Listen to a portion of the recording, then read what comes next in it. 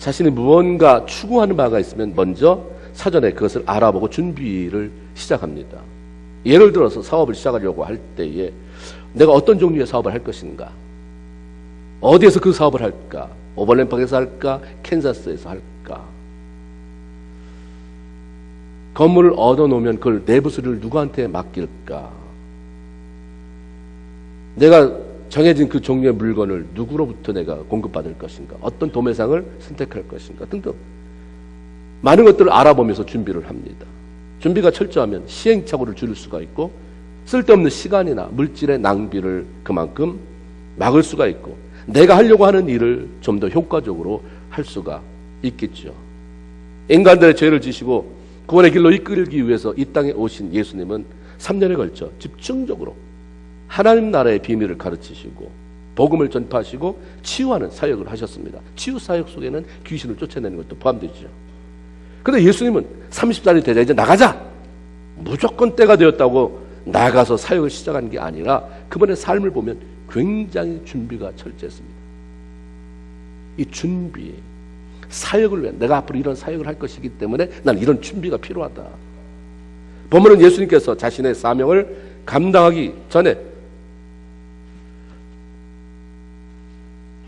어떤 준비를 어떻게 하셨는지에 대한 이야기를 들려주고 있습니다. 예수님의 사역의 시작은 세례 요한에게 세례받는 것으로부터 시작이 됩니다. 신약 교회에는 두 가지 중요한 예식이 있습니다. 하나는 세례식이고 하나는 성찬식입니다. 세례는 물에 잠긴다라는 뜻, 물로 깨끗이 씻는다라는 뜻, 의미를 가지고 있습니다. 자기 죄를 회개하고 구원받은 사람이 물에 잠겼다가 다시 올라오는 예식을 통해서 이제 나 옛사람은 죽었다, 그리고 예수 안에서 새롭게 태어났다는 것을 이제는 공개적으로 말하는 거죠. 공개적으로 말하기 전에, 세례를 통해 공개적으로 내가 이제 하나님 앞에 새 사람 됐습니다 말하기 전에 개인적으로 변화된 게 있어야 되는 거죠. 세례는 반드시 자신이 죄인임을 깨닫고 예수 그리스도의 십자가 은혜로 그 죄가 용서되고 구원받았다고 하는 감격을 맛본 사람이 세례를 받는 것입니다. 성찬식은 우리를 죄에서 구원하기 위해서 주님께서 십자가 위에서 흘리신 피와 찢기신 몸을 상징하고 기념하기 위해서 포도주와 떡을 나누는 의식입니다. 세례받은 사람 그리고 구원받은 사람들만 성찬식 하라 라고 제안하는 이유는 구원받지 못한, 구원의 감격이 없는 사람에게 성찬식은 아무 의미가 없어요. 예수 십자가의 보혈로 인해서 내가 구원받았다, 예수님이 십자가에서 내 살을 찢겨주셨다고 하는 것을 내가 상징이지만 받는데 구원받지도 못한 사람이, 구원의 감격도 없는 사람에게 그게 도대체 무슨 의미예요? 그러니까 성찬식 끝나고 나서 빵 좀 크게 잘라 주시면 안 됩니까? 포도주를 좀 더 약간 좀 독하게 해주시면 안 됩니까? 종기가 너무 작습니다. 이런 말이 서슴없이 나오는 거죠. 세례를 받았다고 하더라도 자신의 의지나 그리스도의 보혈의 감격이 없이 다른 사람들에게 득 떠밀려서 받거나 교회 출석한 지가 오래돼서 남보기에도 그러니까 어쩔 수 없이 받는 세례는, 성찬식은 그 사람에게 아무런 영향도 감동도 영향력도 끼치지 못해요. 세례받을 때 놀라운 역사가 일어나기도 하고 성찬식에 치유의 역사가 일어나기도 하고, 그것은 왜? 그 안에 주에 대한 사랑의 감격이 있기 때문인 거죠. 세례는 죄를 가지고 있는 인간이 받는 것인데 오늘 본문 9절에 보면 예수님께서 요단강에서 세례 요한에게 세례를 받으셨다라고 말씀합니다. 예수님은 인간의 몸을 입고 이 땅에 오셨더라도 남자를 모르는 처녀, 동정녀 마리아를 통해 태어나셨기 때문에 죄가 없는 분이십니다. 그러니까 이분은 세례를 받을 필요가 없어요. 특별히 물 세례는 받을 필요가 없습니다. 그럼에도 세례를 받으신 이유는 그리스도께서 인간들의 죄를 대신 지시고 죄인 아닌 죄인이 되었다는 사실을 우리들에게 알려주는 거죠. 이사야 53장 6절에 보면 우리는 다 양 같아서 그릇 행하여 각기 제 길로 갔거늘. 내 마음대로 살았는데 하나님은 우리 그렇게 내 마음대로 샀던 죄악을 다 예수께 전가시켰다. 예수님이 다 담당하게 하셨다. 그 다 짊어지시느라고 이 땅에 왔기 때문에 온 자체가 죄인이에요. 예수님의 세례는 자신의 죄 때문이 아니라 구원해야 할 인간의 죄 때문이었습니다. 예수님은 자신이 왜 이 땅에 오셨는지, 무엇을 하고 떠나야 할 사람이지 자기 정체성, 사명에 대해서 분명히 알았던 거죠. 나는 죄인으로 왔다. 죄를 짊어지기 위해서 왔다. 그러니까 형식적이지만 이 세례를 받아야 된다. 그리고 제일 먼저 죄인임으로 죄를 담당한 사람임을 알려주는 세례 시작합니다. 세례를 시작해요. 그러면서 제자들에게 인자에 온 것은 섬김을 받으려 함이 아니라 도리어 섬기려 하고 많은 사람, 자기 목숨을 많은 사람 앞에 대속물로 주려 합니다. 라고 가르쳐 주신 것입니다. 예수님은 3년 내내 자신의 삶을 전적으로 다른 사람들을 섬기다가 마침내 십자가에서 최후의 죽음을 맞이하셨습니다. 자신의 정체성이 분명했던 예수님은 그 삶 보세요. 원망이나 한숨이나 불평이 한 번도 없어요. 한 번 화낸 거. 하나님을 섬기는 열심이 너무 큰데 성전이 모욕당하니까 성전에서 짐승이 팔리고, 그렇죠?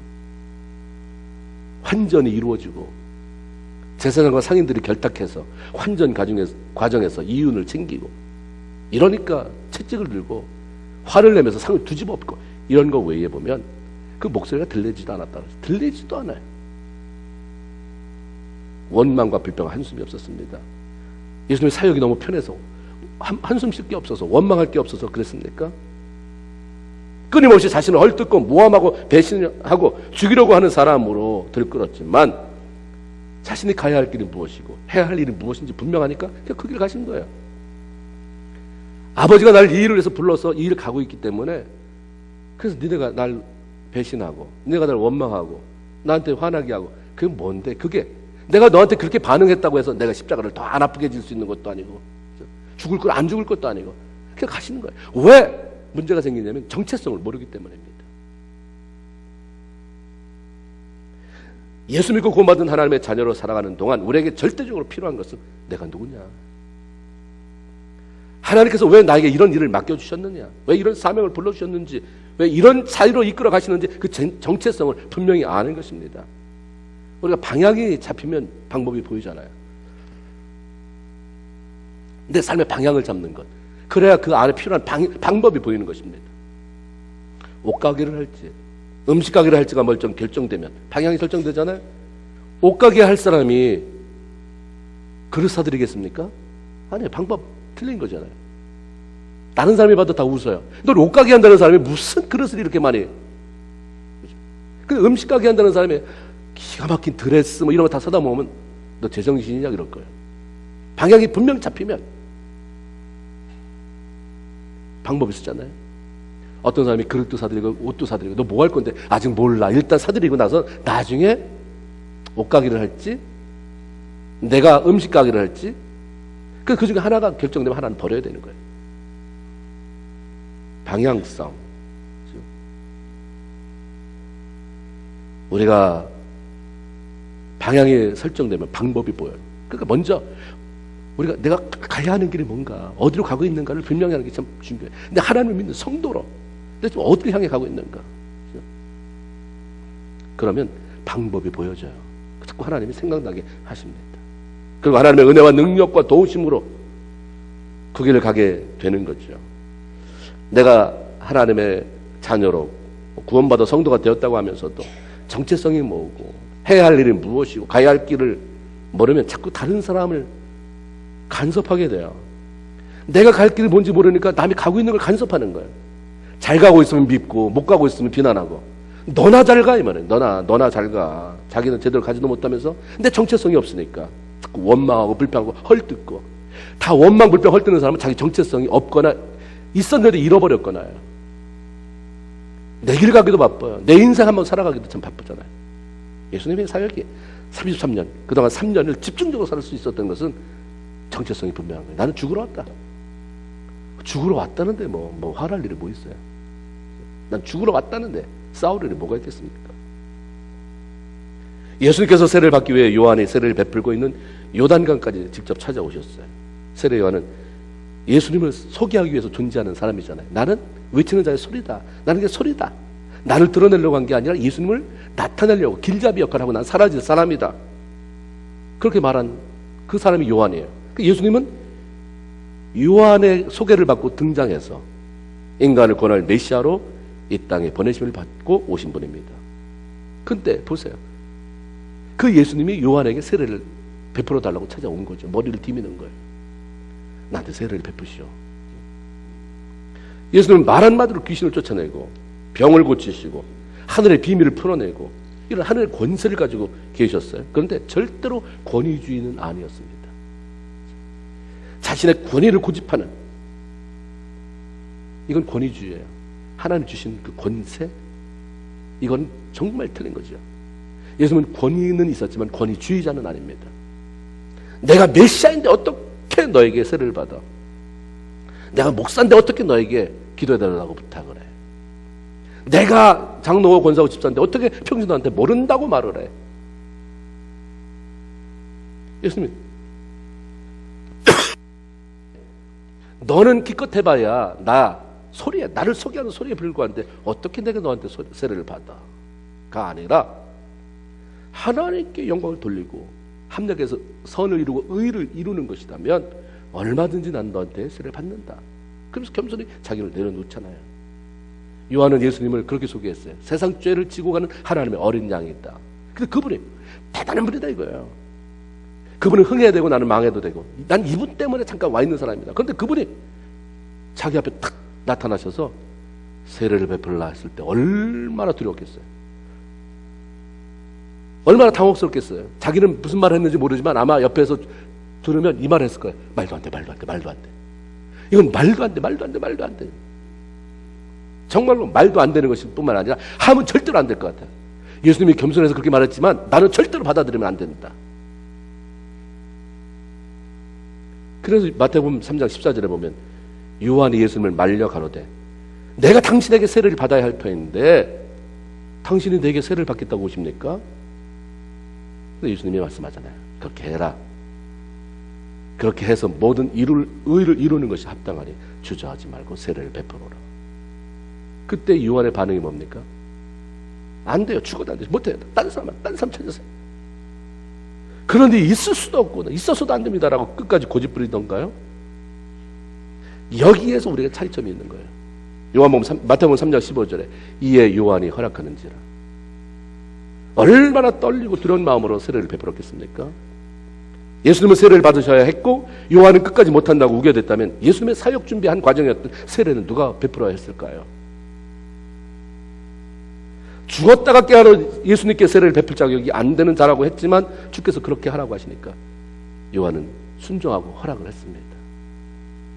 끝까지 우리는 못한다고 하는 게 겸손이라고 생각해요. 어떻게 예수님이 이런 일 난 준비도 안 됐는데 나같이 부족한 자가 주님이 하라고 하잖아요. 세례 요한은 절대로 세례 베풀면 안 되는 거예요. 그럴 자격이 없는 거예요. 죽었다 깨어나도 어떻게 예수님한테 세례를 베풀어요. 근데 주님이 하라고 하니까 나는 자격이 안 되지만 주님이 하라고 하니까 순종하는 것. 이게 하나님의 역사가 이루어지는 것입니다. 이렇게 할 때 주께서 어떤 일을 위해 나를 부르실 때 나보다 나를 모르셔서 그 나를 부르십니까? 하나님 나를 너 목사가 됐으면 좋겠다고 했을 때 사역자로 부르셨을 때 난 절대 못합니다. 하나님 나를 모르셔서 부르는 게 아니잖아요. 그렇죠? 모세를 부르셨을 때도 못한다고 그랬지만 결국은 순복하게 됐잖아요. 주님의 말씀보다 자신이 옳다고 주장하는 바를 고집하는 것은 자기 의가 강한 것입니다. 신앙생활 하는데 하나님의 의를 이뤄, 네 의를 나타내지 말고 그럼 네가 뭐가 자신감이 있으면 할 거냐? 많은 사람들 모아놓고 내가 예수한테 지금 세례 베푼다 광고 낼 거냐? 아니지 않느냐? 네 의 나타내지 말고 네 의 생각하지 말고 하나님의 영광 돌리는 그 의를 생각해라라고 말씀한 거죠. 내 의가 강하기 때문에 신앙이 성장이 안 돼요. 어느 선에서 정체가 돼버려요. 거기는 플렉스블하게 누구나 다 쉽게 도달할 수 있는 자리까지 오는데 그 다음에 내 고집, 내 의, 내 주장이 강하면 거기서부터는 이게 뚫어지지가 않은 거예요. 안반해요. 내 스피리추얼이 안반해요. 반석, 그 락이 존재하는 거죠. 웬만한 드릴 가지고는 안 되는 거예요. 이건 대단한 파괴적인 역사가 일어나지 않으면 안 깨져요. 파괴를 당해보지 못한 거죠. 예레미야를 통해서 하나님이 사역을 할 때 뭐라고 말씀합니까? 먼저 깨트려라. 너 가면 말씀을 통해서 깨트려라. 뽑아라. 저거 다 파괴하고 파멸시켜라. 그리고 말씀 안에서 새롭게 건축해내라. 파괴시킬 때는 너 싸우겠지만 너랑 싸우고 비난하고 너 죽인다고 그러고 그러겠지만 끝까지 해라. 그래서 하는데 너무 힘든 거예요. 너 이거 틀렸다. 꽂혀라. 깨트려라. 너무 미움이 아니라 죽이려고 드니까 하나님 앞에 와서 나 다시는 못합니다. 절대로 말씀 전하지 못합니다. 했을 때 하나님이 아무 소리 안 해요. 그냥 그 마음에 불을 떼는 거예요. 성령. 그러니까 막 또 불이 타서 안 하면 안 될 것 같은 막 그런 갈급함이 생기니까 또 가서 일하고 결국은 기경시키게 되는 이런 일 있잖아요. 성경에 나오잖아요. 중요한 건 내 의보다, 그렇죠? 내 중심적인 신앙생활보다 말씀 중심이요. 말씀이 뭐라고 말하면 우리가 늘 드리는 말씀이지만 능력에 맞는 일을 구하면 내가 성장하지 않아요. 그러나 일에 맞는 능력을 구해야 돼요. 내가 요만큼 능력이면 요만큼 가지고 할 수 있는 100이면 100으로 딱 하면 딱 끝날 일을 찾습니까? 아니에요. 100 가지고 있는 사람은 90 안에서 넉넉히 일할 수 있는 이런 걸 찾죠. 그러니까 늘 100 안에서요. 하나님 어떤 사람이 500짜리를 맡겨줬는데 나는 하나님 100밖에 안 되는 것 같은데 하나님 어떻게 500짜리를 맡겨주십니까? 그러니까 그 500을 감당하기 위해서 하나님 무릎 꿇는 거예요. 몸부림치는 거고 기도하는 거고. 그러다 보니까 어느새 내가 300이 돼. 실패했어도 300은 돼요. 능력에 맞는 일을 찾지 말고 나는 이거 할 수 있으니까 이거 맨날 그거만인 거예요. 일에 맞는 능력, 내 중심을 떠나서 하나님의 말씀하시는 대로 순종. 아멘과 순종이 하나님의 계획을 이룬다. 아멘과 순종이 하나님의 영광을 드러낸다. 아멘입니까? 중요한 말씀이에요. 드디어 예수께서 세례 요한을 통해서 요단강에서 물로 세례를 받으십니다. 물속에 온전히 잠겼다가 올라오실 때 놀라운 일이 생기죠. 세례 받는 그 시간에 하늘이 갈라져요. 성령이 비둘기같이 주님 앞에 내려오신 것입니다. 우리는 이것을 성령 세례다 이렇게 말해요. 오순절 마가의 다락방에 임했던 성령은 바람으로 표현됐어요. 불로 표현됐어요. 급하고 강한 바람 같은 불에 혀같이 갈라지는 것처럼 되어 있는데 오늘 마가복음에 예수님께 내린 성령은 비둘기로 표현되어 있습니다. 바람이나 불은 똑같아요. 다 날려보내요. 아니면 태워보내요. 더러운 것을. 그렇죠? 그리고 바람으로 풍차를 일으켜서 에너지를 갖기도 하고 불로 떼서 에너지를 갖기도 하고 힘이에요. 파워예요. 성령이 임하시면 날아가요. 그리고 파워가 생기죠. 왜 예수님께 임한 성령은 비둘기로 표현했는지 우리는 알 수 없지만 비둘기 성경의 순결함입니다. 평화입니다. 그리고 재물이에요. 부자가 송아지로 재물 바칠 때 그 형편이 안 되는 사람은 비둘기 쪽에서 바쳐라. 재물입니다. 아, 예수님이 이 땅에 오신 사역의 그 모습을 비둘기 속에 다 포함시키는구나. 평화를 하나님과 나와의 관계를 화목시켜서 평화하게 만들고 이 땅에 재물 되기 위해서 오신 주님. 황소 같은 재물이 아니고 그냥 비둘기같이 겸손하게 자기를 표현한 재물. 그런데 무엇보다 중요한 메시지는 우리에게 필요한 것은 물 세례만이 아니라는 거죠. 성령의 세례를 받아야 한다는 말씀입니다. 성령이 임하셔야 마음에 불편한 것들이 사라지고 하나님을 향한 열정이 생겨나게 됩니다. 사도행전 19장 2절에 보면 하나님께서 베드로를 통해서 에베소 교회에 질문합니다. 에베소 교회가 똑똑했어요. 사람들이 말씀 잘 알고 있었어요. 근데 뭘 물어보냐면 너 창세기가 몇 장인 줄 아냐? 신구약 몇 권인데? 출애굽기 누가 썼는데? 이런 거 안 물어봤어요. 따라합시다. 너희가 믿을 때에 성령을 받았느냐? 이게 질문이에요. 오늘 성도에게 하나 물어보는 두 가지 질문. 교회에 나오는 사람에게만 너 구원받았느냐? 너 구원받아서 맨날 교회 오는데 너 구원받아서 천국에 대한 확신이 있느냐? 두 번째는 뭐예요? 너 성령 받았느냐? 이거는 대답해야 돼요. 확실하게 대답해야 돼요. 너 구원받았느냐? 너 성령 받았느냐? 이 두 가지 질문이에요. 뭐가 꺼림칙하면 나 받은 거겠지? 목소리 받은 거겠지? 나 받은 거. 영접하는 자, 그 이름을 믿는 자들에게는 하나님의 자녀가 되는 권세를 주셨으니라고 했으니까 나 그 아멘 했으니까 받은 거겠죠? 그걸 내가 확인해 주리? 그걸 본인이 아는 거잖아요. 그게 확인이 안 되면 다시 물어봐야죠. 다시 하나님 엎어줘야 돼요. 그렇죠? 그래서 초대교회 성도들 많은 주의 종들이 목숨 걸고 외치는 것이 두 가지예요. 구원을 외쳤고 성령 충만을 외쳤어요. 사도행전 16장 31절에 주 예수를 믿으라. 그러면 너와 네 집이 구원을 받는다. 에베소서 5장 18절에 보면 술 취하지 말아라. 이런 방탕한 것이니 성령의 충만함 받아라. 술 취하지 말아라. 너 구원 받아라. 구원 받았느냐? 그럼 술 취하지 말아라. 그리고 성령 충만함 받아라. 예수께서 성령이 충만했을 때 물 세례를 받고 올라오실 때 비둘기 같은 성령이 임하시고 그 사이에 동시에 일어난 사건이 뭡니까? 음성이 들린 거예요. 너는 내 사랑하는 아들이라 내가 너를 기뻐하노라. 성령을 받아야 할 이유가 바로 여기에 있습니다. 성령 임해야 마음에 하나님의 사랑이 느껴져요. 나도 하나님의 사랑을 느껴보고 싶은데 성령이 임해하게 느껴지는 것입니다. 구원에 대한 감격이 생기는 것입니다. 성령이 임하게 되면 사람이 강하게 되고 담대해지고 무서울 것이 없어지는데, 그 이유가 뭐냐면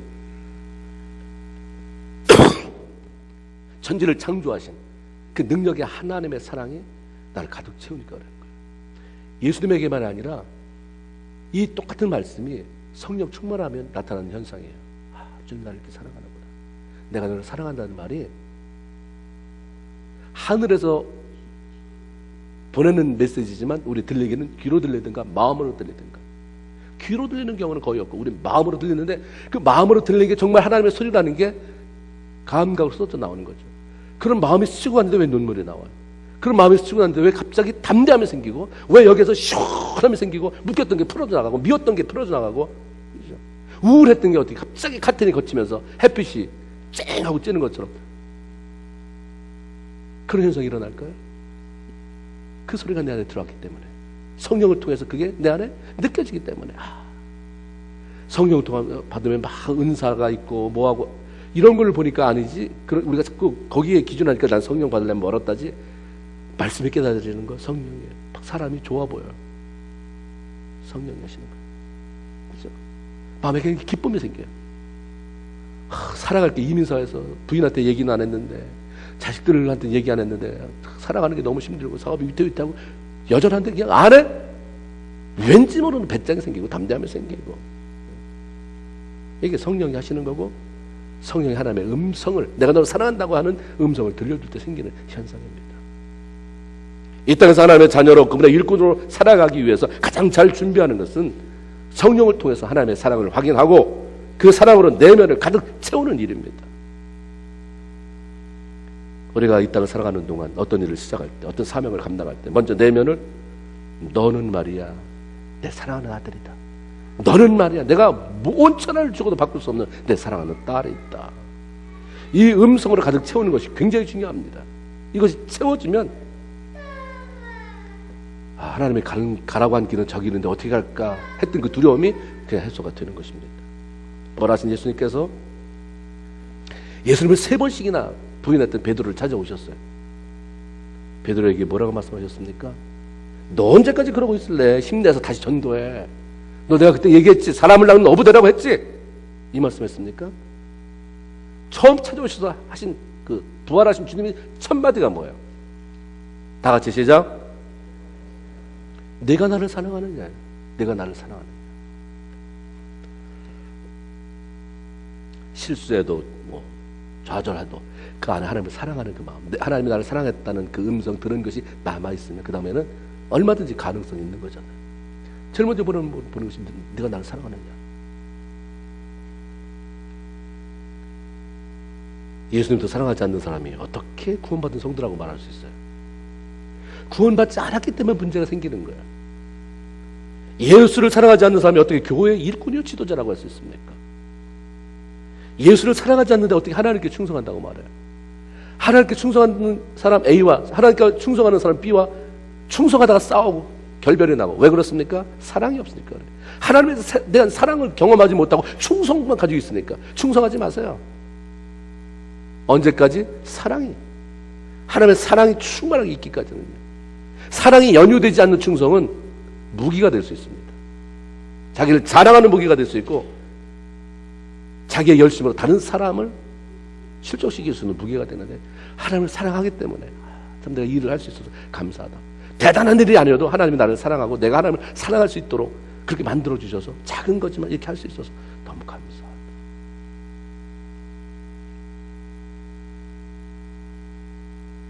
제가 하영주 목사님 그 강의를 들었는 그 책으로 그 강의를 읽었는데 거기 얘기 썼어요. 자기네 교회는 깨끗하대. 그 자기는 하나님의 전이 깨끗하지 않는 걸 견딜 수가 없다고 말씀하세요. 하나님을 사랑하는 사람이 어떻게 지나가다가 휴지를 보고도 안 주실 수 있냐는 거죠. 어떻게 그게 가능합니까? 물어봐요. 하나님을 사랑하는데 어떻게 여기 거미줄이 많은데 보고 그냥 지나갈 수 있느냐는 거예요. 근본적으로 이 밑바닥에서 차오르는 하나님을 사랑하는 그 마음이 있는가? 남의 보기 때문에 흉내내는 그런 거 말고, 내가 어떤 직분을 가졌기 때문에 흉내내는 거 그런 거 말고, 하나님을 사랑하기 때문에 하는 그 행동, 그 모습이 너희가 뭐가 있는가? 성령의 충만함으로 하나님의 사랑을 확인하고 확신하는 것이 하나님께 영광을 돌리기 위한 우리 삶의 가장 잘하는 준비라고 하는 것입니다. 예수님께서 물세와 더불어 성령세를 받고 내가 너를 사랑한다, 너를 기뻐한다고 하는 말씀을 듣기가 무섭게 광야로 내몰렸어요. 그때부터 시험을 받아요. 은혜 받는다고 성령 충만하다고 계속해서 그렇게 좋은 시절만 있는 건 아니죠. 여기 12절에 보니까 성령이 곧 예수를 광야로 몰아내신지라. 예수님이 스스로 걸어서 광야로 들어간 게 아니라 성령이 그를 쫓아냈다는 거예요. 광야로 들어가라. 모세는 신명기 8장 15절에서 광야를 이렇게 표현합니다. 불뱀이 있고 전갈이 있고 물이 없는 아주 건조한 땅. 다시 말하면 광야라고 하는 것은 위험하다는 것입니다. 불편하다는 거예요. 부정한 것이 많다는 것입니다. 성령 충만했다고 해서 늘 잔치집 같은 분위기 속에서 그런 삶을 살아가는 것이 아니라 광야와 같은 어려움도 찾아온다고 하는 것입니다. 굳이 성령께서 예수님을 광야로 몰아내셨다고 하는 것은 그게 나쁜 게 아니라는 거죠. 하나님은, 성령은 우리에게 좋은 걸 하시는 분이지, 좋은 걸 주시는 분이지 나쁜 것 주시는 분이 아니에요. 근데 성령이 몰아치신 것은 겉으로 볼 때는 광야지만 이것을 통해서 너에게 유익이 있다고 하시기 때문에 그냥 몰아치는 거예요. 왜 우리에게 순간순간 잘 살아보려고 하는데, 기도하는데 분명히 어저께까지만 도 기쁨이 있었는데 왜 자꾸 이렇게 상황이 어렵고 광야 같은 상황이 벌어지는가? 왜 성령이 막아주지 않고 그걸로 오히려 안내를 하는가? 유익이기 때문에. 그 어려운 과정을 통해서 너에게 깎아내야 될 것이 있기 때문에, 잘라내야 될 것이 있기 때문에, 보여줄 것이 있기 때문에, 느껴야 될 것이 있기 때문에, 생각해 봐야 할 것이 있기 때문에 내가 너를 안내한다는 거죠. 광야는 훈련의 장소고 웬만해서는 쉽게 하나님의 손을 놓지 않도록 영적 근육을 키워주는 곳입니다. 통과하면 말해요. 통과하면. 하나님의 성도들이 광야를 통과하면서 고난을 이겨내는 훈련을 하게 하시죠. 광야를 통과하는 훈련을 제대로 하지 못하면 인생의 고난이나 어려움이나 역경이 찾아올 때 쉽게 하나님의 손을 놔버려요. 그리고 뒤돌아서 버려요. 그렇게 살든 이렇게 살든 한평생 살아가는 건데, 하나님이 볼 때는 이게 다가 아니니까 너무 안타까운 거죠. 너 60년, 70년, 80년, 그래 모세처럼 120년을 살다고 하자. 120년 많은 거 아니야? 영원한 세계가 기다리고 있는데 그것을 위해서는 이거 영적인 근육을 키우고 이걸 통과하지 않으면 안 된다고 하니까 몰아내시고 훈련시키시고 어려움을 겪는 것을 보면서도 하나님의 침묵하시고 이런 기간을 주시는 것입니다. 우리가 하나님을 따라 살지 않을 수는 없어서 손을 잡더라도 걸어가야 되는데 끌려가면 안 된다는 거야. 영적 근육이 약함으로 너무 쉽게 지치고, 그러니까 따라가는 내내 원망, 불평, 심기가 불편한 모습으로 차일 거야. 이스라엘 백성들이 40년, 잘 가도 40년, 못 가도 40년. 이스라엘 백성들 보세요. 그 광야를 지나는 동안 심기 불편하지 않는 날이 얼마나 있었나. 여러분 예수 믿으면서 심기 불편하지 않는 날 얼마나 있는지 한번 보세요. 왜 꼭 닮지 말라는 이스라엘 백성들을 닮아 가십니까? 광야라도 기쁘게 가는 거죠. 광야도 장소만 광야지 누구와 함께 하는 것입니까? 주와 함께 하는 것이야. 광야든 아니면 우리가 사업이 잘 돼서 아니면 가정이 평안해서 어디든 다 주와 함께 가는 거니까, 광야를 지날 때에도 우리 찬양은 주와 함께 길 가는 것, 무슨 일이 아닌가? 즐거운 일 아닌가요? 심기불편한 거 내려놓으세요. 여러분들이 마음에 답답한 거, 원망하는 거 다 내려놓으셔야 됩니다. 그건 뭐냐면 내가 영적인 근육이 굉장히 약해져 있다는 거예요. 안 잡을 수 없어서 잡는데 끌려가고 있다는 증거인 것입니다. 욥기 23장 10절에 보면 욥이 그런 고난을 통해서 한 말이 뭐예요? 고백이 뭡니까? 나의 가는 길을 오직 그가 아시나니. 하나님은 아신다 이 말이에요. 그 하나님이 나를 단련하신 후에는 내가 정금같이 나오리라. 할렐루야. 이게 우리의 고백이 돼야 되는 거죠. 광야는 머물러 있을 곳이 아니라 뭐 하는 것입니까? 통과하는 것입니다. 따라하세요. 광야는 머물 곳이 아니라 통과할 것이다.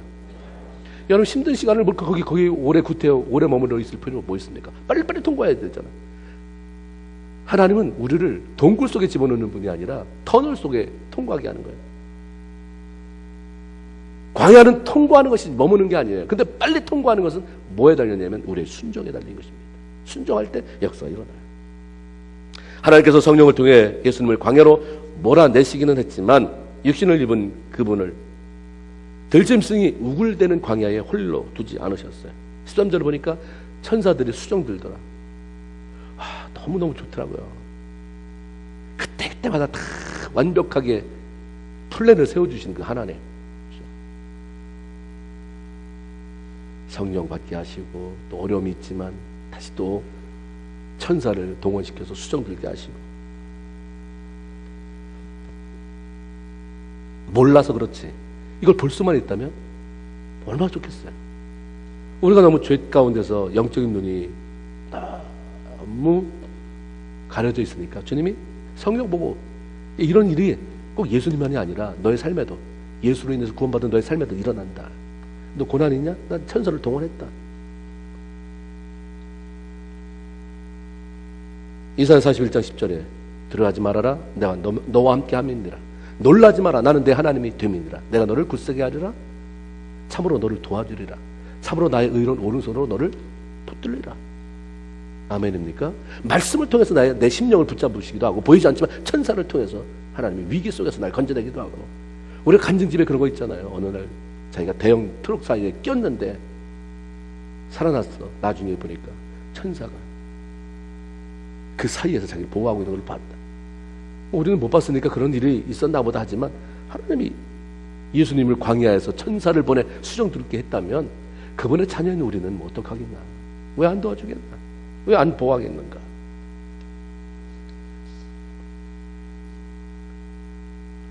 때로는 우리가 보지 못하지만 천군 천사를 보내서 위기 속에서 건져주시고 보호하시고 성령을 통해서 말씀을 깨닫게 하시고 강력한 하나님의 음성을 듣게 하시고 마음의 큰 평안과 위로와 기쁨을 느끼게 하십니다.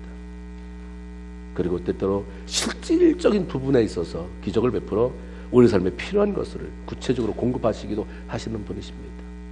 그 하나님의 은혜와 사랑 안에서 매일매일 그분의 자녀로 직분받은 일꾼으로 하나님의 거룩한 사명자로 잘 준비되어져 가며 하나님의 영광 드리는 저와 여러분 다 되기를 주님의 이름으로 축원을 드립니다.